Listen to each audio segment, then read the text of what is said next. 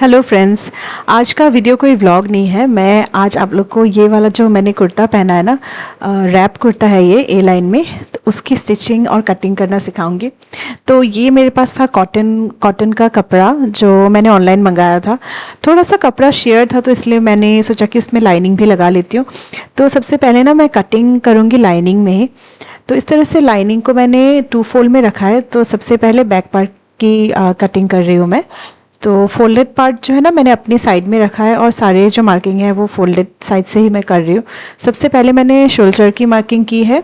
Shoulder का आधा लिया है, मेरा शोल्डर है 14 तो उसका आधा होता है 7। और इसमें मैंने ½ इंच डाउन किया है शोल्डर स्लोप के लिए, और उसके बाद ½ इंच डाउन के मार्क से मैंने फिर 7 इंच पे मार्किंग लगाई है। और इसके बाद अभी मैं चेस्ट की मार्किंग लगा रही हूँ। चेस्ट का जो 4th पार्ट होता है उसमें 1 इंच का मैंने लूजिंग भी लगाया है और 1.5 इंच का मैंने सिलाई मार्जिन रखा है। और इस तरह से आर्म होल का जो मैंने कर्व है उसको बना लिया है। अभी इसके बाद जो नेक का मार्किंग होता है वो कर रही हूँ मैं। तो 3.2 इंच पे मैंने इस तरह से मार्किंग किया है नेक का। और बैक नेक का डेप्थ मैंने रखा था 2 इंच पे, ज़्यादा डेप्थ नहीं रखा था। अभी उसके बाद ना मैं शोल्डर से लेके मेरा जो कमर तक का मार्किंग है वेस्ट तक का उसका ले रही हूँ। तो 15 इंच पे मेरा ये आ रहा था। उसके बाद अभी वेस्ट का जो मेरा मार्किंग है उसका भी 4th पार्ट मैं ले रही हूँ। उसमें 1 इंच का मैंने लूजिंग लगाया था। उसके बाद 1.5 इंच का मैंने सिलाई मार्जिन लगाया था और इसमें मैं 1 इंच का डार्ट भी लगाने वाली हूँ बीच में। तो 1 इंच का डार्ट के लिए भी मैंने रखा हुआ था यहाँ पे। अभी मैं इसकी ना डार्ट की मार्किंग करूँगी। तो डार्ट के लिए मैंने ये कमर का जो लाइन है ना उसको पहले खींच लिया है और उसके बाद मिडिल से मैंने 4 इंच पे एक मार्क लगाया है और मेरा डार्ट रहेगा 1 इंच का। तो ये 4 इंच का जहाँ मार्क लगा है वहाँ से मैंने 4 इंच मतलब नीचे भी 4 इंच और ऊपर भी 4 इंच पे एक लाइन इस तरह से मैंने खींच ली है। उसके बाद यहाँ ½ इंच का मैंने इस तरह से उस मार्किंग से ½ इंच राइट साइड में, ½ इंच लेफ़्ट साइड में इससे करके अभी मैं डार्ट की मार्किंग कर रही हूँ। आप लोग देख लीजिए किस तरह से मैं मार्किंग कर रही हूँ। और ये वाला जो डार्ट है ना इसको मैं फिर दूसरे साइड में भी ट्रांसफ़र कर लूँगी ताकि जब मैं डार्ट की स्टिचिंग करूँ तो मेरे लिए इजी हो जाए। और अभी उसके बाद मैं ले रही हूँ शोल्डर से मेरा हिप तक का जो मेजरमेंट है वह 24 इंच पे आ रहा था। चूँकि मेरा हाइट थोड़ा सा है तो ये ज़्यादा पे आ रहा है, तो आप लोग अपने हिसाब से कर सकते हैं। आप लोग बोलेगा अगर आप लोग को मेजरमेंट कैसे लेना है उसका अगर वीडियो चाहिए तो मैं बना सकती हूँ। तो अभी हिप लाइन को भी मैं इस तरह से खींच ले रही हूँ। और हिप लाइन को खींचने के बाद अभी हिप का जो मेरा 4th पार्ट है ना उसकी भी मार्किंग कर रही हूँ। उसमें भी मैंने 1 इंच का लूजिंग रखा है। तो कुर्ता जब भी हम लोग ऐसे स्टिच करते हैं ना तो 1 इंच का लूजिंग रखते ही हैं, बहुत ज़्यादा नहीं तो कुर्ता जब आप फिटिंग की सिलाई मार दोगे तो कुर्ता बहुत ज़्यादा टाइट हो जाता है। तो 1 इंच का लूजिंग रखने से वो टाइटनेस नहीं आएगा, फिटिंग भी बहुत अच्छी आएगी। इसके बाद अभी ये जो ए लाइन में मैं कुर्ती काट रही हूँ ना तो इसलिए हिप के मार्किंग से नीचे इस तरह से ए लाइन का मैंने शेप दे दिया है। थोड़ा सा ही मैंने रखा है, बहुत ज़्यादा ए लाइन नहीं रखा है क्योंकि ये रैप कुर्ती होने वाली है। तो अब आगे फ्रंट साइड में 2 मेरे पैनल्स होने वाले हैं तो उससे भी थोड़ा सा फ्लेयर आ ही जाएगा, तो इसलिए मैंने बहुत ज़्यादा ए लाइन नहीं रखा है। अभी ये सारी मार्किंग पूरी हो गए हैं तो अभी मैं बैक पार्ट की कटिंग कर लूँगी। तो बैक पार्ट की कटिंग मैंने इस तरह से कर ली थी और इसी बैक पार्ट को फ्रंट पार्ट पे रख के हम लोग फ्रंट पार्ट की कटिंग करेंगे। लेकिन फ्रंट पार्ट में 2 पैनल्स होंगे क्योंकि ये कुर्ता रैप होगा। तो वो उन 2 पैनल्स को हम लोग कैसे निकालते हैं वो मैं आपको बता रही हूँ। तो इस कुर्ती को बनाने में मैंने 3 मीटर का फैब्रिक यूज़ किया है और 3 मीटर का लाइनिंग भी यूज़ किया है। सिर्फ लाइनिंग मैंने स्लीव्स पे नहीं लगाई है, बाकी पूरे बॉडी में ही इसका लाइनिंग था। तो ये देखिए बैक पार्ट की कटिंग मैंने कर ली है। अभी हम लोग सेम जैसे हमने बैक पार्ट की कटिंग के लिए कपड़ा रखा था ना फोल्ड करके, उसी तरह से हम लोग फ्रंट पार्ट के लिए भी रखेंगे। लेकिन यहाँ पे हम लोग एक काम करेंगे, जो फोल्डेड साइड है ना वहाँ से 6 इंच पर इस तरह से मार्क लगाते जाएंगे और उसको फिर स्केल से हम लोग खींच लेंगे। तो ये जो 6 इंच का मार्क है ना यही हमारा जो ओवरलैपिंग के लिए यूज़ होगा ना कुर्ते में, तो इसी से निकल जाएगा। तो इस तरह से मैंने देखिए लाइन खींच लिया है और इस लाइन को एकदम पूरे नीचे तक हम लोग खींच लेंगे। खींचने के बाद जो बैक पार्ट ने हमने कट किया था ना, उसको ही यहाँ पे हम लोग रख देंगे और ये सारा ट्रेस कर लेंगे उसका जितना भी मार्किंग है नीचे तक। और फ्रंट पार्ट में बहुत ज़्यादा ए लाइन नहीं आएगा, तो थोड़ा सा स्ट्रेट की तरफ जाएगा, तो कोई बात नहीं, इससे कोई प्रॉब्लम नहीं होता है क्योंकि 2 पैनल्स है तो वो खुल जाएंगे अपने आप। और उसके बाद अभी देखिए गले की मार्किंग कर रही हूँ मैं, तो 7 इंच में मैंने इस तरह से मार्क किया है, जो 6 इंच वाला लाइन था ना उसी में। और अभी यहाँ पे मैं कर रही हूँ नेक की मार्किंग, और बिल्कुल ही वी वाला नेक है। और उसके बाद मेरे शोल्डर से कमर तक जो भी मेरा मेजरमेंट था 15 इंच, तो वहाँ पे मैंने एक मार्क लगाया और वहाँ तक मैं इस लाइन को एक्सटेंड कर दूँगी और उसको वी शेप में ही मैं कट कर दूँगी। तो ये वी शेप में ही ओवरलैप होने वाला है। ऐसे जो ए लाइन वाले ओवरलैप, मतलब जो रैप कुर्ते होते हैं ना, ये काफ़ी स्ट्रक्चर्ड दिखता है जब आप पहनते हो। और जो लोग थोड़े से हैवियर साइड में है ना, वो लोग इसको पहनने से ना थोड़ा सा स्लिमिंग इफेक्ट आता है। एकदम फिटेड कुर्ता पहनने से अच्छा अगर आप लोग इस तरह से रैप कुर्ता पहनेंगे ना, तो बहुत एक फॉर्मल लुक आता है, बहुत अच्छा लगता है। और अगर ऑफिस गोअर्स आप लोग हैं ना, लेडीज़, तो उनके लिए तो काफ़ी अच्छा है, काफ़ी कंफर्टेबल है, कॉटन का है, गर्मियों के लिए काफ़ी अच्छा है और प्लस बहुत अच्छा दिखता है, बहुत ही फॉर्मल दिखता है। तो यहाँ देखिए मैंने जो फ्रंट का आर्म था ना, वहाँ पे भी 1/2 इंच मैंने अंदर की तरफ करके काट लिया था। इससे ना जो मतलब उसमें आर्म में ना कोई झोल नहीं आता है। तो इस तरह से मैंने फ्रंट के 2 पैनल मैंने काट लिए थे और इसको भी मैं बीच में से इस तरह से काट लूँगी ताकि इसके दोनों पार्ट निकल जाए, क्योंकि ये बीच में से फोल्डेड था तो इसको काटना ज़रूरी है। और उसके बाद इन्हीं सारे जो पीसेस है ना, इन पीसेस को मैं मेन फैब्रिक पे रख के एज इट इज़ मैं इसकी कटिंग कर लूँगी। और इधर देखिए इस तरह से ये ओवरलैप का डिज़ाइन इसमें आ जाएगा। तो अभी इन सारे पार्ट्स को मैंने मेन फैब्रिक पे रखा। मेन फैब्रिक को मैंने एक बार प्रेस कर लिया था। प्रेस करने के बाद इसको अच्छे से रखा और सारे जो पैनल से उनकी कटिंग कर ली थी। सब कुछ कट करने के बाद भी स्लीव्स के लिए अच्छे से कपड़ा बच जाता है। अगर आप लोग थोड़े हैवियर साइड में है तो 3.25 मीटर भी ले सकते हैं, पर मेरे बॉडी टाइप के हिसाब से 3 मीटर्स में मेरा आराम से ये कुर्ता निकल गया था। साथ में स्लीव्स के लिए भी कपड़ा बचा था और जितने मुझे जो इसके लेसेस मतलब वो लगाने थे ना, डोरी जो लगानी थी, उसके लिए भी निकल गया था कपड़ा। मतलब साइड का जो कपड़ा था उससे ही मैंने निकाला था। तो इस तरह से बैक पैनल, फ्रंट पैनल सबको मैंने इस तरह से रखा और सबकी कटिंग कर ली। उसके बाद स्लीव्स के लिए कपड़े बच गए थे, तो अभी मैं कर लूँगी स्लीव्स की कटिंग। और इसको भी देखिए मैंने बीच में से स्लिट कर लिया है ताकि स्टिचिंग के वक्त मुझे कोई प्रॉब्लम ना हो। उसके बाद इस तरह से मैंने स्लीव्स के कपड़ों को भी रख दिया था यहाँ पे और थोड़ा सा प्रेस कर लिया था। कॉटन का कपड़ा है इसलिए प्रेस करना ज़रूरी है कटिंग से पहले। और उसके बाद स्लीव्स की मार्किंग बहुत इजी होती है। इस तरह से मैंने 20 इंच का स्लीव मैंने बनाया था, तो 20 इस तरह से एक स्ट्रेट लाइन खींचने के बाद 20 इंच पर मैंने मार्किंग लगा ली थी। तो रेडी इसका साइज़ 18 इंच में आएगा। और यहाँ से मैंने 4 इंच डाउन करके स्लीव का जो है शेप दे दिया था और यहाँ पर भी अपना जो मेजरमेंट है उस हिसाब से मैंने इस तरह से स्लीव की कटिंग कर ली थी। तो अगर आपको डिटेल में स्लीव की कटिंग कैसे करनी है जानना है तो आप लोग प्लीज़ कमेंट कीजिएगा। मैं आप लोग के लिए एक्स्ट्रा से एक वीडियो बना दूंगी स्लीव्स की कटिंग पर। तो इस तरह से स्लीव्स की भी कटिंग हो गई थी। तो अभी हम लोग इसका जो डोरी होता है ना रैप में, उसको मैं थोड़ा सा मोटा बना रही हूँ, मतलब 4 इंच का मैं बना रही हूँ। तो मतलब स्टेप्स ही बनेंगे, तो 2 इंच का स्टेप बना रही हूँ, तो इसलिए मैं अभी यहाँ पे 4.5 इंच में इस तरह से मार्क करके ना मैं कपड़े को फोल्ड करके काट ले रही हूँ, क्योंकि सिलाई में भी जाएगा ना, तो इसका रेडी जो होगा वो 2 इंच का बन जाएगा। और यहाँ पे देखिए बायस कपड़ा काट रही हूँ मैं, मतलब जो इसको क्या बोलते हैं हिंदी में क्या बोलते हैं मैं भूल गई, इसको बायस स्टेप बोलते हैं, जो नेक की फिनिशिंग के लिए होता है। पर इसको मैं थोड़ा मोटा करके बना रही हूँ क्योंकि नेक जो मैं लगाऊंगी ना उसको थोड़ा सा मोटा करके मैं लगाऊंगी। जब मैं स्टिच करूंगी तब आपको पता चलेगा, उससे फिनिशिंग इसकी बहुत अच्छी आएगी। तो इस तरह से मैंने कई सारे इस तरह से बायस कपड़े काट लिए थे ताकि मैं इसको नेक पे लगा सकूँ। अभी इसके बाद हम लोग अभी कुर्ते की स्टिचिंग स्टार्ट करेंगे। तो कुर्ते को स्टिच करने से पहले मैं ये सारे जितने स्ट्रैप्स हैं ना उनकी स्टिचिंग कर लेती हूँ। दो लंबे लंबे मैंने स्टेप्स स्टिच किए थे।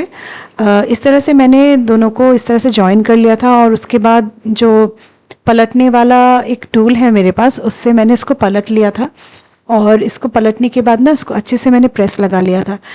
तो ऐसे ना हमें 4 स्टेप्स चाहिए, 2 फ्रंट के लिए और अंदर भी स्टेप से ही कुर्ती बंधी रहेगी, तो 2 अंदर वाले के लिए। तो मैंने 2 लंबे लंबे स्टेप्स रेडी कर लिए थे ताकि बाद में इसको बीच से मैं काट के 4 बना सकूं। और स्टिचिंग में कहाँ लगेगा मैं आपको बताऊंगी ये स्टेप्स। अभी देखिए जो फ्रंट का पार्ट है ना, अभी फ्रंट के पार्ट को मैं स्टिच करूंगी, तो मैंने इसको लाइनिंग और जो मेन फैब्रिक है उसको इस तरह से रख लिया था। और ये वाला जो स्ट्रैप है ना, इस स्ट्रैप को यहाँ देखिए जो नीचे जो वी वाला एंडिंग है ना, वहाँ पे मैंने इसको सैंडविच कर दिया है दोनों के बीच और यहाँ पे मैं स्टिच कर लूँगी। दोनों को right side to right side मैंने रख के स्टिच कर लिया था क्योंकि उसको मुझे फिर पलटना है। और जो नेक वाला वी वाला जो है ना, उसको मैंने अभी छोड़ दिया है, उसको इस तरह से मैं फिनिश नहीं करूँगी, उसमें मैं बाय स्टेप लगा के फिनिश करूँगी ताकि वो थोड़ा सा फर्म हो जाए। लेकिन जो पैनल का जो साइड वाला पोर्शन है ना, उसको मैंने इस तरह से फिनिश किया है। तो यहाँ पे साइड में मैंने एक स्टिच लगा लिया था, ये स्टिच अंदर की तरफ रहेगा, जब फिनिशिंग होगी ना तो बाहर से ये स्टिच नहीं दिखेगा। तो इस तरह से इसको स्टिच लगा लिया था। स्टिच लगाने के बाद फिर मैंने इसमें अच्छे से प्रेस लगा लिया था। इसको ये जो गला वाला है ना, गले को इस तरह से देखिए, इस तरह से सीधे ही मैंने दोनों लाइनिंग और मेन पार्ट को मैंने ज्वाइन कर दिया था क्योंकि इसके ऊपर फिर मैं बाय स्टेप से इसकी फिनिशिंग में करने वाली हूँ। पर उससे पहले मैंने थोड़ा सा इसमें प्रेस लगा लिया था। तो स्टिचिंग करते वक्त ना थोड़ा थोड़ा आप थोड़ी थोड़ी टाइम में आप प्रेस लगाते लगाते रहिए, तो इसका फिनिशिंग काफ़ी अच्छा आता है। तो इस तरह से मैंने प्रेस कर लिया था और कॉटन का कपड़ा था, इसमें काफ़ी क्रीज होता है, लेकिन प्रेस करने से बहुत अच्छा उसमें फिनिशिंग बैठ जाता है। अभी ये देखिए बाय स्टेप, मैंने 2 बाय स्टेप को मैंने ज्वाइन करके अभी नेक की फिनिशिंग कर रही हूँ। तो इस तरह से मैंने बाय स्टेप को पूरे नेक पे इस तरह से लगा लिया था शोल्डर तक। और उसके बाद ना इसको मैं पलट दूंगी, पलटने के बाद भी ये काफ़ी मोटा रहेगा तो फिनिशिंग में काफ़ी अच्छा दिखेगा। और ये करने के बाद यहाँ पर भी मैंने स्टिच लगा लिया था इस तरह से लाइनिंग में, ताकि ये स्टिच बाहर से ना दिखे। और सेम इसी वे से मैंने दूसरा पैनल भी रेडी कर लिया था। तो जो भी मैंने अभी प्रोसेस दिखाया है, आप दूसरे पैनल में भी ये कर लीजिएगा, तो आपके लिए दोनों पैनल्स रेडी हो जाएंगे। तो ये देखिए इस तरह से मैंने एक बार फोल्ड किया इसको, पट्टी को, और ये काफ़ी मोटा ही था और उस पट्टी को फिर पलट के मैंने इस तरह से स्टिच कर दिया था ताकि फिनिशिंग तो अच्छी आएगी। और इससे ना ये आपका जो ओवरलैप होगा गला, वो गला मतलब जगह से हिलेगा नहीं, वो बहुत अच्छे से रहेगा, मतलब फर्म होके रहेगा और पहनने में भी काफ़ी कंफर्टेबल लगेगा। तो आप दोनों ही साइड को इस तरह से कर सकते हैं। और इस कपड़े में, इस कुर्ते में मैंने लाइनिंग लगाई है तो ये बिल्कुल भी नहीं दिखता है। तो अगर आप लोग चाहें ना तो इसको एज अ रैप ड्रेस भी पहन सकते हैं, अगर आपको मन नहीं है प्लाजो वगैरह के साथ पहनने का। तो ये देखिए इस तरह से मैंने दोनों पैनल रेडी कर लिए थे और दोनों यहाँ से इस तरह से ओवरलैप हो रहा है।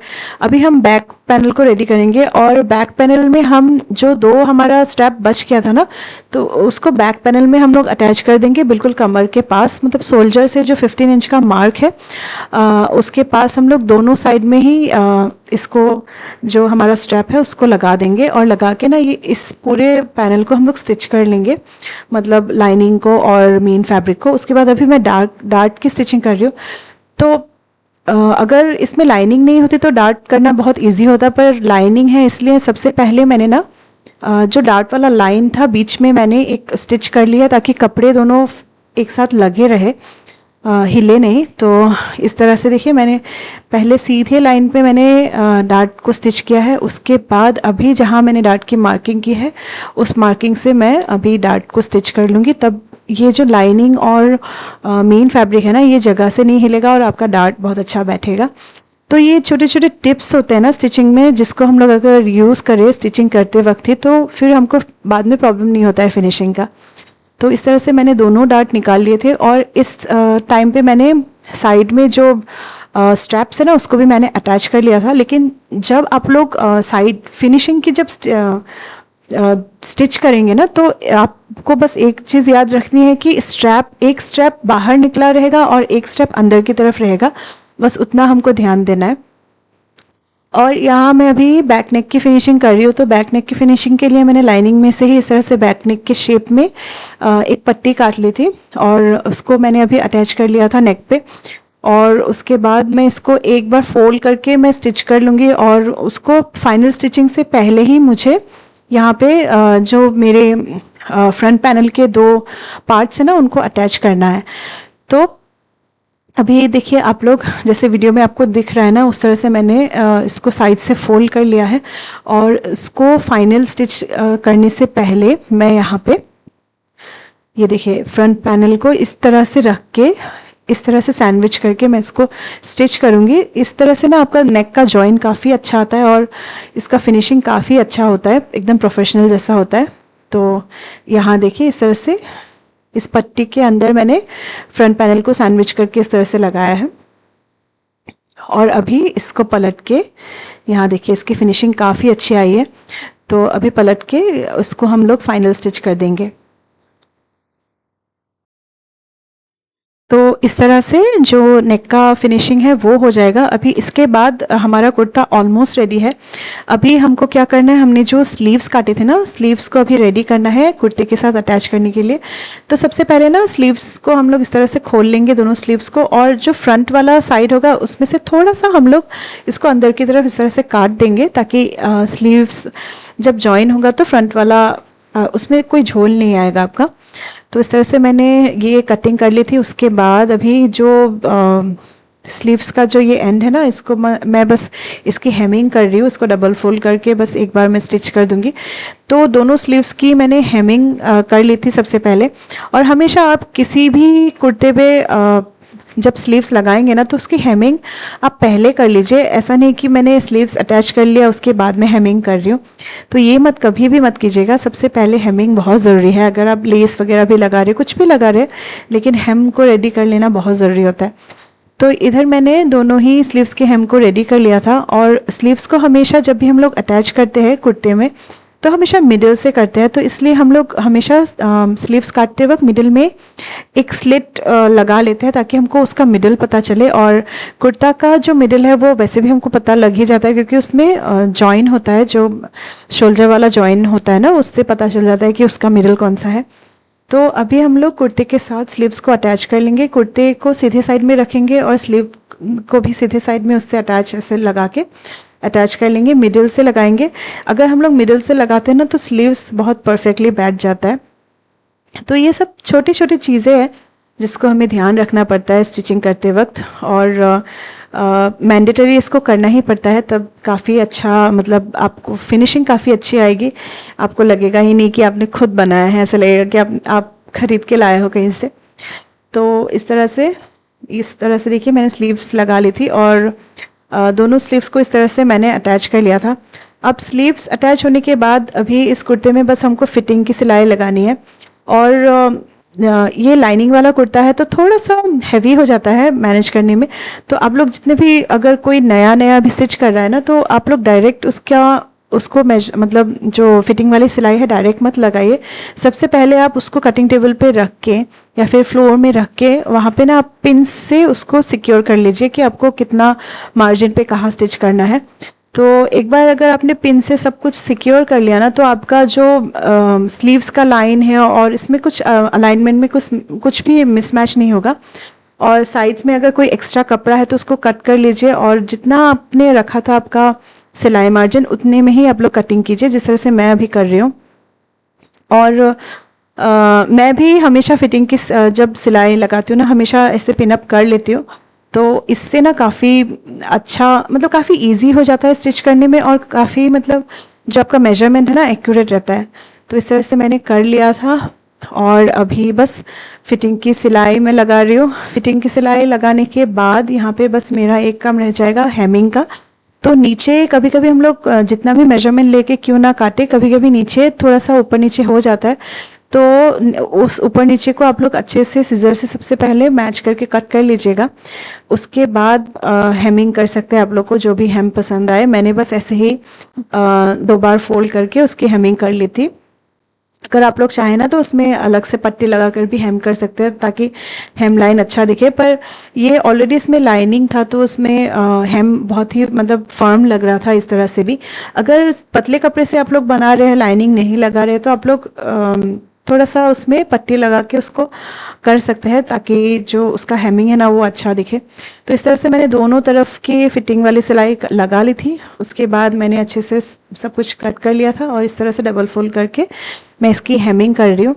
और हेमिंग करने के बाद फिर फाइनली मैंने एक बार प्रेस लगाया। प्रेस लगाने के बाद मैं अभी आपको थोड़ी ही देर में इसका फाइनल लुक देने वाली हूँ। बहुत अच्छा लग रहा था, ये पहनने के बाद काफ़ी आराम लग रहा था। और अगर ये कपड़ा मेरे पास और होता तो मैं इसी का ही एक प्लाज़ो या फिर सिगरेट पैंट बना लेती, पर मेरे पास नहीं था, सिर्फ 3 मीटर कपड़ा था।